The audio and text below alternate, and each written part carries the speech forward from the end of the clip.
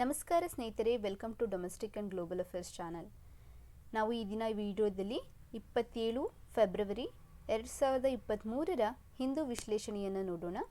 ವಿಡಿಯೋನ ಶುರು ಮಾಡೋಕ್ಕಿಂತ ಮುಂಚೆ ನೀವಿನ ನಮ್ಮ ಚಾನಲ್ಗೆ ಸಬ್ಸ್ಕ್ರೈಬ್ ಆಗಿಲ್ಲ ಅಂತಂದರೆ ದಯವಿಟ್ಟು ಸಬ್ಸ್ಕ್ರೈಬ್ ಆಗಿ, ಲೈಕ್ ಮಾಡಿ, ಕಮೆಂಟ್ ಮಾಡಿ ಮತ್ತು ಶೇರ್ ಮಾಡಿ. ಈ ದಿನದ ಮೊದಲನೇ article, adding the Adani firms in 14 national stock exchange indices races the worry. ಅಂದರೆ ಅದಾನಿ ಗ್ರೂಪ್ ಶೇರ್ ಮಾರುಕಟ್ಟೆಯಲ್ಲಿ ಕೆಳಗಿನ ರ್ಯಾಂಕ್ಗಳನ್ನು ಪಡೆದುಕೊಳ್ತಿದೆ ಅಥವಾ ಅದರ ರ್ಯಾಂಕ್ಗಳು ಫಾಲ್ ಆಗ್ತಿದೆ. ಇದರಿಂದ ಆ ಶೇರಲ್ಲಿ ಯಾರು ಇನ್ವೆಸ್ಟ್ಮೆಂಟ್ ಮಾಡಿದ್ದಾರೋ ಅಂತಹ ಇನ್ವೆಸ್ಟರ್ಸ್ಗೆ ಈಗ ಒಂದು ಆತಂಕ ಉಂಟಾಗಿದೆ. ಅದರ ಬಗ್ಗೆ ಈ ಆರ್ಟಿಕಲ್ ಮಾತಾಡ್ತಿದೆ. ಆದರೆ ಪರೀಕ್ಷಾ ದೃಷ್ಟಿಯಿಂದ ನ್ಯಾಷನಲ್ ಸ್ಟಾಕ್ ಎಕ್ಸ್ಚೇಂಜ್ ಬೋರ್ಡ್ ಬಗ್ಗೆ ಮತ್ತು security and exchange board of India ಬಗ್ಗೆ ತಿಳಿದುಕೊಳ್ಳೋಣ. Stock exchanges in India. Stock exchanges ಅಂದರೆ it is a physically existing institutional setup where the instruments of security stock market ಅಂದರೆ ಶೇರ್ಸ್ಗಳಾಗಿರ್ಬೋದು, ಬಾಂಡ್ಸ್ ಆಗಿರ್ಬೋದು, debentures ಆಗಿರ್ಬೋದು, securities are traded. ಅಂದರೆ stock exchange ಮಾರ್ಕೆಟ್ಗಳಲ್ಲಿ ಈ ತರಹದ ಬಾಂಡ್ಸ್ಗಳನ್ನು, ಶೇರ್ಸ್ಗಳನ್ನು, ಡಿಬೆಂಚರ್ಗಳನ್ನು, ಸೆಕ್ಯೂರಿಟಿಗಳನ್ನು ಟ್ರೇಡ್ ಮಾಡಲಾಗುತ್ತದೆ. It serves the following major function. So ಈ ಸ್ಟಾಕ್ ಎಕ್ಸ್ಚೇಂಜ್ ಮಾರುಕಟ್ಟೆಯಲ್ಲಿ makes a floor available to the buyers and the sellers of stocks. It is the single most important institutions in the secondary market of the securities. Makes available the prices of the trading as an important piece of the informations to the investors. ಇನ್ವೆಸ್ಟರ್ಸ್ಗೆ ಇನ್ಫಾರ್ಮೇಷನ್ನ ಕೊಡೋದು ಅಥವಾ buyers ಮತ್ತು sellers of the ಸ್ಟಾಕಿಗೆ ಒಂದು ಫ್ಲೋರನ್ನು available ಮಾಡಿಕೊಡುವಂತಹ ಫಂಕ್ಷನ್ಸ್ಗಳನ್ನು ಇದು ಮಾಡುತ್ತೆ. ಮುಂದೆ by following the institutionalised rules and procedure it ensures that the participant in the stock market live up to their commitments, passes updated informations to the enlisted companies about their present stockholders so that they can pass on the dividends etc. to them. By publishing its index, it fulfills the purposes of projecting the moods of the stock market. ಅಂದರೆ national stock exchange ಮತ್ತು Bombay stock exchange ಇನ್ನು ಹಲವಾರು stock exchange ಮಾರ್ಕೆಟ್ಗಳು ಅಲ್ಲಿಯನ್ನ buyer ಮತ್ತು ಸೆಲ್ಲರ್ಗಳಿಗೆ ಒಂದು ಪ್ಲ್ಯಾಟ್ಫಾರ್ಮನ್ನು ಸಿದ್ಧ ಮಾಡಿಕೊಡುವುದು ಅಷ್ಟೇ ಅಲ್ಲದೆ ಈ ಸೆಲ್ಲರ್ಗೆ ಅಥವಾ ಇನ್ವೆಸ್ಟರ್ಸ್ಗೆ ಅದರ ಬಗ್ಗೆ ಇನ್ಫಾರ್ಮೇಷನ್ನ ಕೊಡುವುದು. ಸೆಬಿ ಒಂದು regulatory organisation in the stock market ಕೊಡುವಂತಹ ರೂಲ್ಸ್ ಮತ್ತು ಪ್ರೊಸೀಜರ್ಗಳನ್ನು ಫಾಲೋ ಮಾಡೋದು. ಇಂತಹ ರೂಲ್ಸ್ ಮತ್ತು ಪ್ರೊಸೀಜರ್ಸ್ಗಳನ್ನು ಎನ್ಲಿಸ್ಟೆಡ್ ಕಂಪನಿಗಳಿಗೆ ಇನ್ಫಾರ್ಮ್ ಮಾಡೋದು stock ಹೋಲ್ಡರ್ಸ್ಗೆ.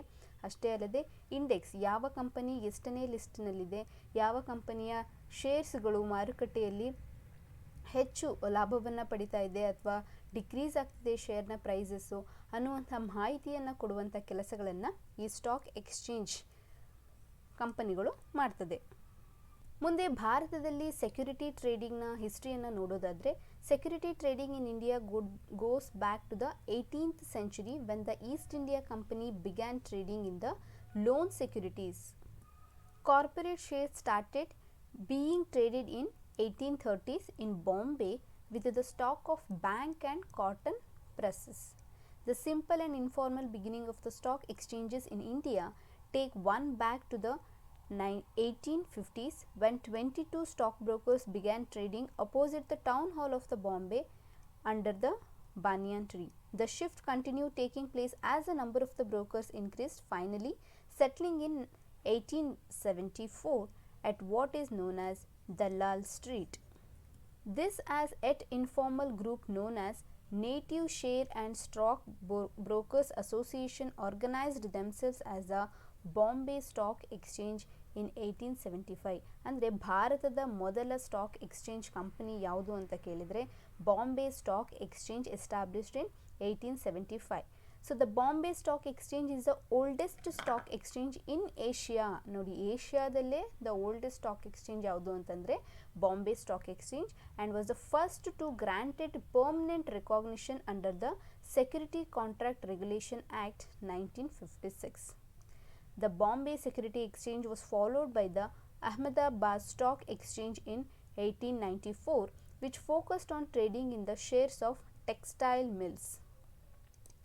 The Calcutta Stock Exchange began operation in 1908 and began trading the shares of plantations and jute mills. The Madras Stock Exchange followed, being set up in 1920. In post-independent India, the Bombay Stock Exchange dominated the volume of the trading after independence. However, the low level of transparency and undependable clearing and settlement system increased the need for the financial market regulator. It was at this time the Security and Exchange Board of India was born in 1988 as a non-statutory body which was further given a statutory status in 1992. So ನಿಮ್ಮ security and exchange board of India establish ಆಗಿದ್ದು 1988ರಲ್ಲಿ. ಇದನ್ನು statutory ಒಂದು ಆ್ಯಕ್ಟ್ನ ಮೂಲಕ ಇದನ್ನು statutory status ಕೊಟ್ಟಿದ್ದು 1992ರಲ್ಲಿ ಇಸ್ವಿಯನ್ನು ನೆನಪಿನಲ್ಲಿ ಇಡಿ. And the need for another stock exchange large enough to compete with the Bombay Stock Exchange and need for the transparency in the stock market gave birth to the National Stock Exchange.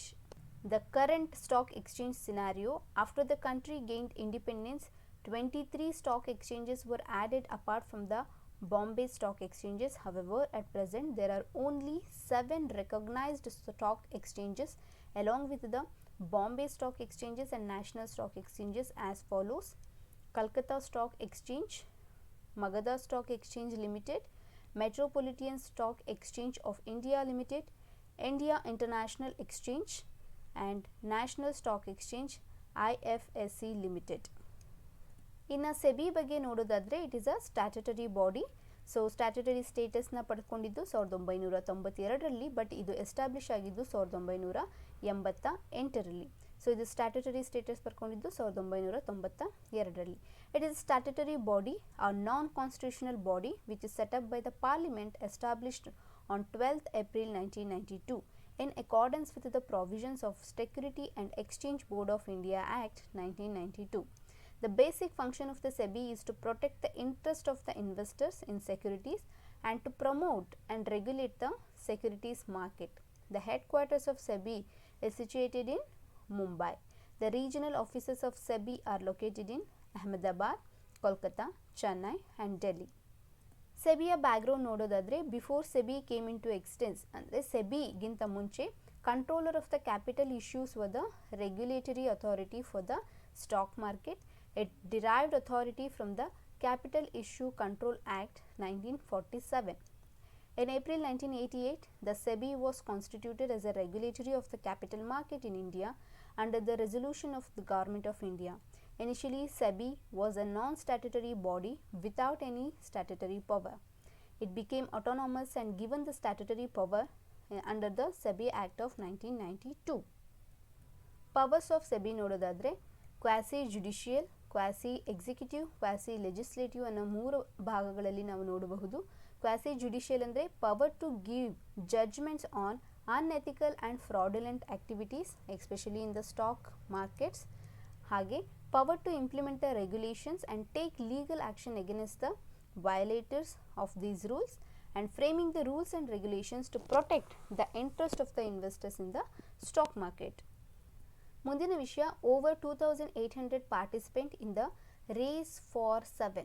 So race for 7 ಇತ್ತೀಚಿನಲ್ಲಿ ಸುದ್ದಿ ಇತ್ತು. Related to which of the following ಅಂತ ಕೇಳಿದರೆ ಇದು ಸುಮಾರು 7000 rare ಡಿಸೀಸಸ್ಗಳ ಮೇಲೆ ಅವೇರ್ನೆಸ್ಸನ್ನು create ಮಾಡುವಂಥದ್ದು ಮತ್ತು ಅವುಗಳನ್ನು ತಡೆಗಟ್ಟುವಂತಹ ಪ್ರೋಗ್ರಾಮ್ ಇದಾಗಿದೆ.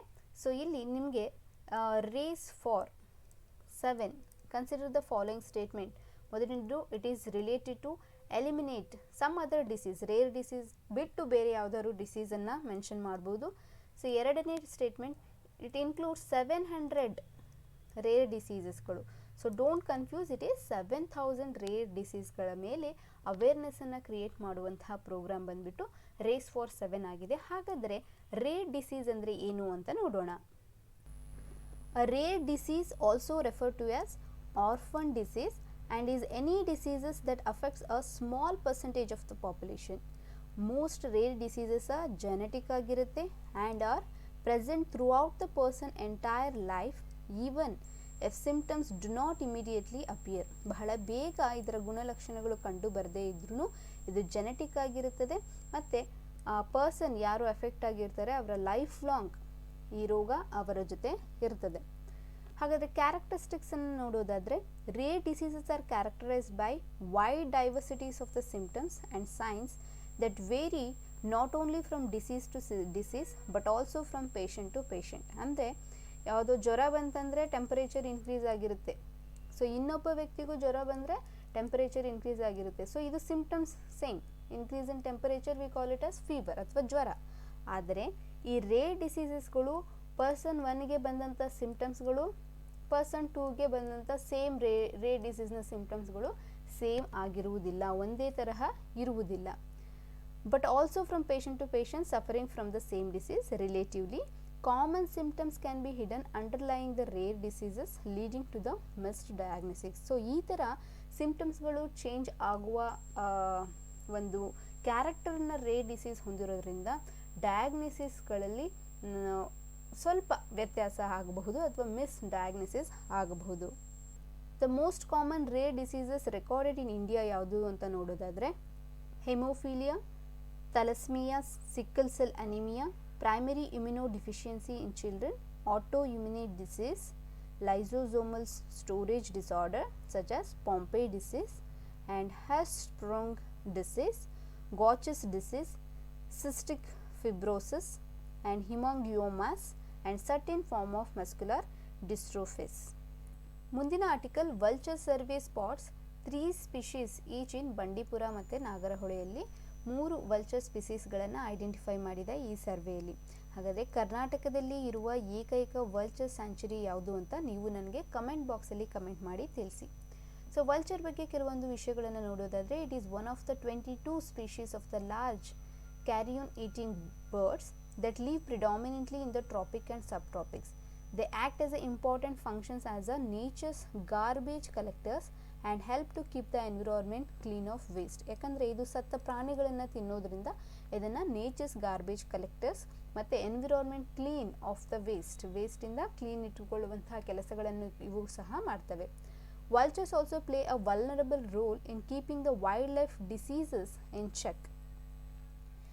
India is a home of 9 species of vulture, namely the oriental white-backed, long-billed, slender-billed, Himalayan, red-headed, Egyptian bearded, cinereous and the Eurasian griffon. Most of these 9 species face a danger of extinction. Bearded, long-billed, slender-billed, oriental white-backed are protected in the Schedule 1 of the Wildlife Protection Act 1972. The rest are protected under Schedule 4. ಮುಂದಿನ article ಶಹರ್ to launch ಅ ನಶಾ ಮುಕ್ತಿ ಯಾತ್ರಾ ಇನ್ ಪಂಜಾಬ್. ಅಂದರೆ Punjab ಬಾರ್ಡರ್ಡ್ international ಬಾರ್ಡರಲ್ಲಿ ಇರುವುದರಿಂದ so drug ಬಗ್ಗೆ ಯೂತ್ಸಲ್ಲಿ ಅವೇರ್ನೆಸ್ಗಳನ್ನು ಮೂಡಿಸೋ ಕಾರ್ಯಕ್ರಮಗಳು ಮತ್ತು ಅವರನ್ನು ವ್ಯಸನ ಮುಕ್ತರಾಗಿ ಮಾಡುವಂತಹ ವಿಷಯಗಳನ್ನು ಮುಂದಿಟ್ಕೊಂಡು ನಶಾ ಮುಕ್ತಿ ಯಾತ್ರಾ ಅನ್ನೋ ವಿಷಯವನ್ನು ಪಂಜಾಬಿನಲ್ಲಿ ಚಾಲನೆ ಮಾಡಲಿದ್ದಾರೆ. ಹಾಗಾದರೆ ಡ್ರಗ್ ಮತ್ತು ಯುನೈಟೆಡ್ ನೇಷನ್ ಜನರಲ್ ಅಸೆಂಬ್ಲಿ ಅಥವಾ ಇಂಟರ್ನ್ಯಾಷನಲ್ ಲೆವೆಲಲ್ಲಿ ಇದರ ಅವೇರ್ನೆಸ್ ಬಗ್ಗೆ ಏನೇನು ಕಾರ್ಯಕ್ರಮಗಳನ್ನು ಆಯೋಜನೆ ಮಾಡಿದೆ ಅಂತ ನೋಡೋದಾದರೆ, in order to strengthen the action and cooperation in achieving the goal of the world free of drug abuse, the United Nations General Assembly in December 1987 decided to mark 26th June as the International Day Against Drug Abuse and Illicit Trafficking. So June 26ನ international day of against the drug abuse and illicit trafficking ಅಂತ celebrate ಮಾಡಲಾಗ್ತದೆ. ಹಾಗೆ related initiative ನೋಡೋದಾದರೆ, single conventions on narcotic drugs in 1961, the conventions of psychotropic substances in 1971, the United Nations Convention Against Illicit Traffic in Narcotic Drugs and Psychotropic Substances in 1988. India is a signatory to all three and has enacted the Narcotic Drugs and Psychotropic Substances Act 1985. ಈ ಮೂರು ವಿಷಯಗಳ signatory ಆಗಿದೆ India, all three, and ತನ್ನದೇ ಆದಂಥ act ಇದೆ, narcotic drug and psychotropic substances act 1985. Every year the United Nation publishes the world drug report. World drug ರಿಪೋರ್ಟನ್ನು ಯಾವ organisation ಬಿಡುಗಡೆ ಮಾಡ್ತದೆ ಅಂತ ಕೇಳಿದರೆ ಅದು ವಿಶ್ವಸಂಸ್ಥೆ. ಎಷ್ಟು ಈ ದಿನದ ವಿಷಯಗಳಾಗಿತ್ತು. ಮುಂದಿನ ವಿಡಿಯೋದೊಂದಿಗೆ ಮತ್ತೆ ಭೇಟಿಯಾಗೋಣ. ಅಲ್ಲಿವರೆಗೂ ಸ್ಟಡಿ ವೆಲ್, ಬಾಯ್, ಟೇಕ್ ಕೇರ್. ಜೈ ಹಿಂದ್, ಜೈ ಕರ್ನಾಟಕ ಮಾತೆ.